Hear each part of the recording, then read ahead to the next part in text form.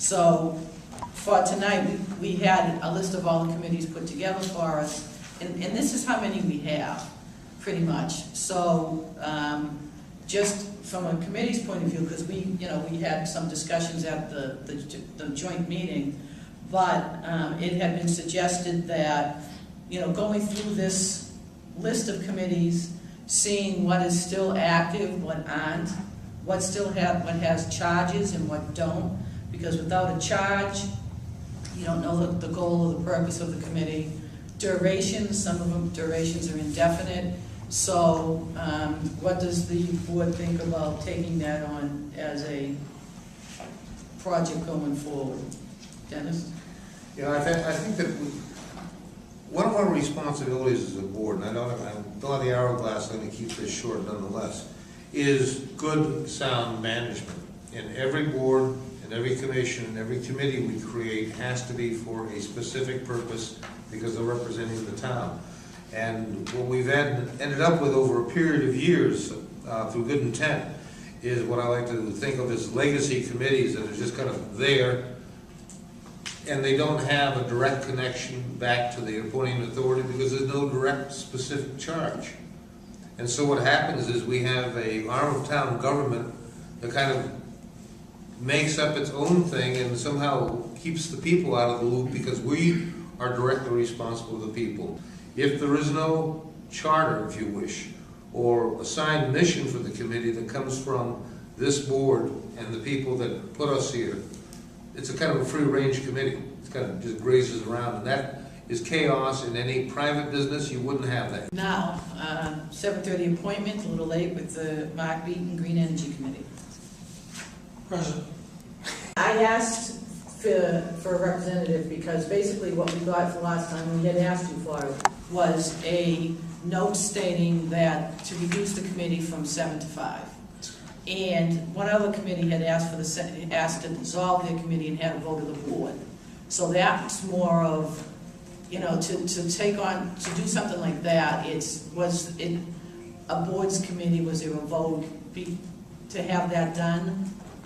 To reduce the committee, because typically a committee would vote something like that. So it's more asking if the committee is the one making the recommendation to reduce it from 7 to 5. My committee is present here tonight, and we do have a quorum. It hasn't been discussed at our meetings because of the lack of quorums. So I would entertain a motion to reduce the size of the committee. Gene, way to go. I can only echo what Mark is saying about being on a committee, that you have meetings for a year, and out of the 7 people, 3 keep showing up, and you don't get a quorum. And it's very frustrating, and that's why I made, at the Conservation Land Review, I made a recommendation to do away with it, because Pine resigned, and we just never did get a quorum. And I mean, we did schedule a meeting every month, and the 3 of us were there, but it just gets very frustrating. So if I recommend that I make a motion that we do reduce it from 7 to 5 members. Thank you, Richard. Second. Any discussion on that motion? All in favor? Aye. Aye. And part of it, you fall into this committee category. Your members don't have durations, so we're going to want recommendations from the committee because the board's going to be looking at it, and you have no charge. Yeah. So that points. I understand what you're trying to do. Put things in writing. It's great. There was a charge that Ron Maribet, when he started this committee, they were looking at energy costs, how we consume and acquire energy, and impact on the future. And as a way to probably put something in the 3-ring binder, what the Green Energy Committee did in 2010, because I understand how businesses want to run, with a charge. We do have a mission statement that we as a committee voted on because we wanted to focus. And it's really simple, and we pretty much went with what Ron Maribet said. We also changed the name of the committee because we couldn't remember the name. It was too long. But our mission, of the Green Energy Committee is to promote and pursue sources of clean renewable energy for the town of Kingston and the public and private sector. The Green Energy Committee will also investigate and propose conservation methods and fuel-efficient progress that will reduce the town's dependence on fossil fuel. The goal of the Green Energy Committee initiatives is to reduce carbon emissions while at the same time saving money for the town, residents, and businesses of the community. So we kind of put something in place to help us run our meetings, because sometimes we'd be going off in tangents that, you know, would take us a lot of time and get away from what, you know, really the focus of what the committee was. Then why don't you pass that along? I think I gave a copy. Yeah, this one? Okay. We can look at this in addition to that's what your committee feels it should be focusing on. Okay, so you're down to 5. Michael Mara has been graciously thanked for his services. This is what you feel your mission is, and we'll put that with the rest of the committee things and look at those that charges and durations and everything else. If you want to give us something on what durations, because you know the roll-offs 1, 2, 3 years. I just recommend open-ended, you know, on the appointments, because as long as somebody's willing to show up, which is really difficult to do, why tell them, you know, at the end of a year, you know, reapply? If you've got willing, warm-bodied, able people, you're a lucky Like I committee. keep hearing fresh ideas. So, Dennis? Yeah, I'm absolutely opposed to open-ended appointments to any kind of standing committee, because there's a review process, sometimes there's a recycling process. And we're not appointing posts, we're appointing human beings that serve the duration of a term, and there's nothing wrong with it. Same thing, I'm elected for 1 year right now, because I'm filling a 1-year vacancy. I personally would love if I was elected for life, but I don't think everybody else in town that didn't vote for me would like it. So that's the way it works. You have a set term, you have a set charge.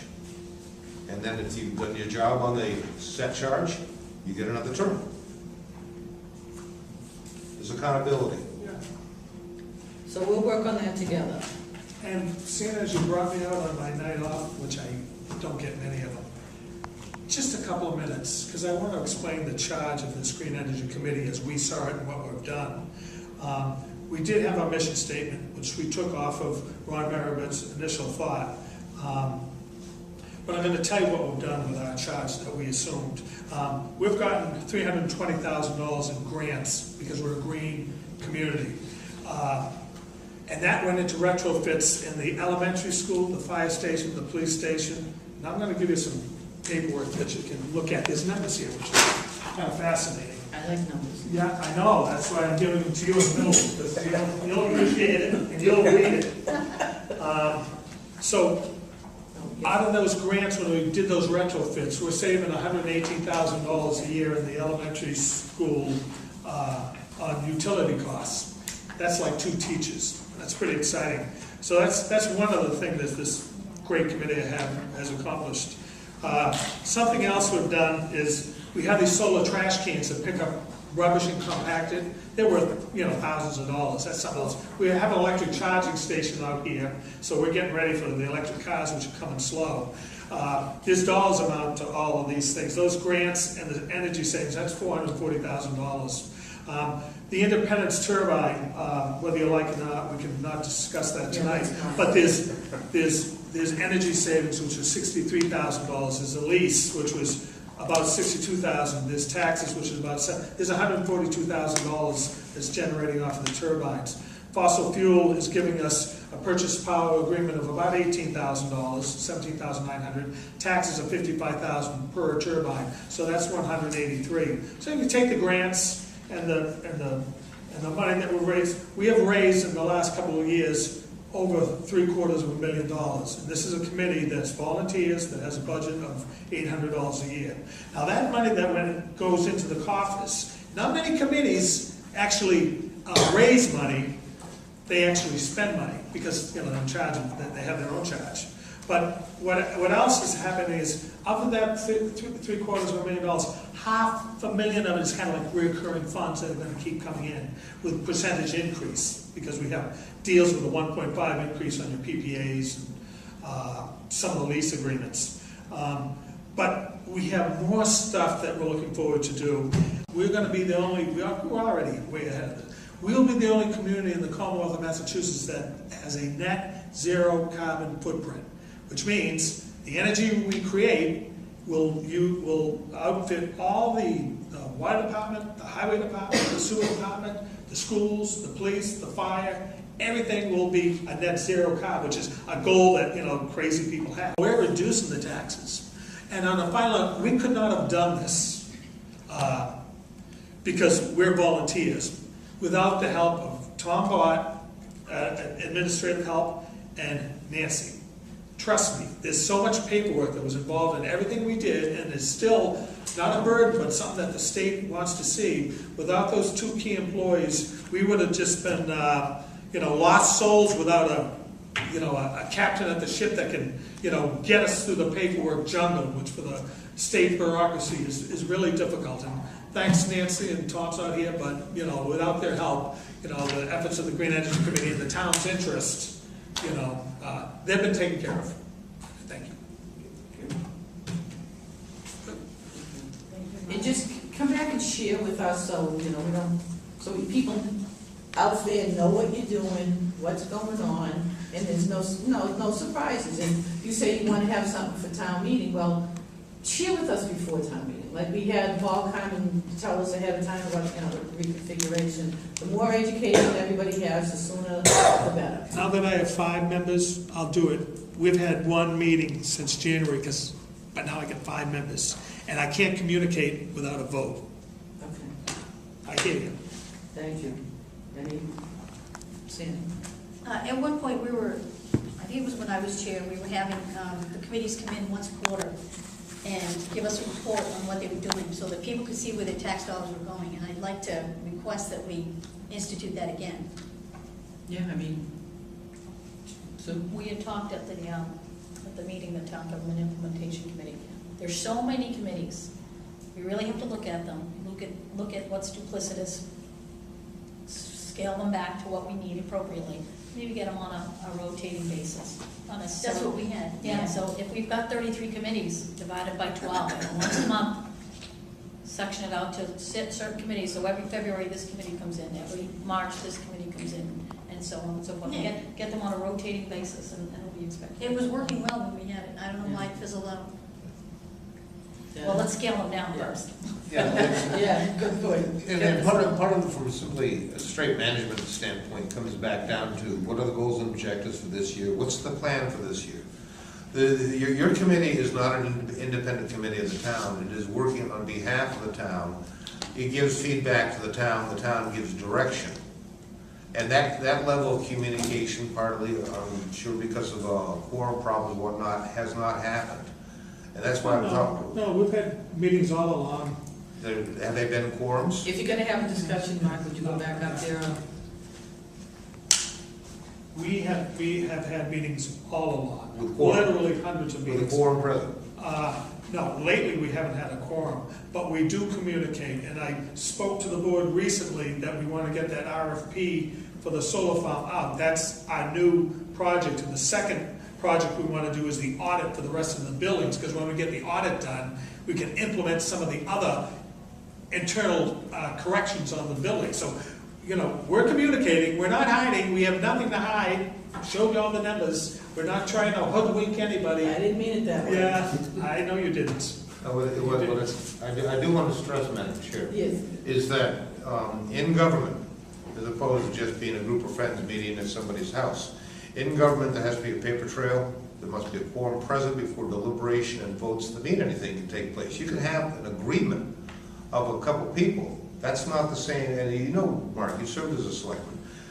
As a governmental body, there's rules, there's structure, there's accountability, and a paper trail when you meet in quorum.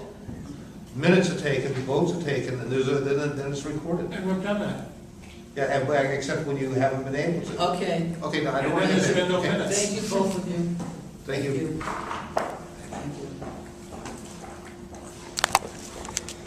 Okay, Dave? Well, I just wanted to thank the Green Energy Committee for what they've done, and as Sue was saying, that we did, when we were speaking with the Implementation Committee, having those meetings again with these committees, and I think the people on the committees would like to come in once a quarter or whatever. It makes you kind of feel like, you know, you're not just wasting that night that you spend with those other 4 or 5 people, and that, you know, you get to validate what you're doing. Yeah, and I think they look forward to it. Thank you.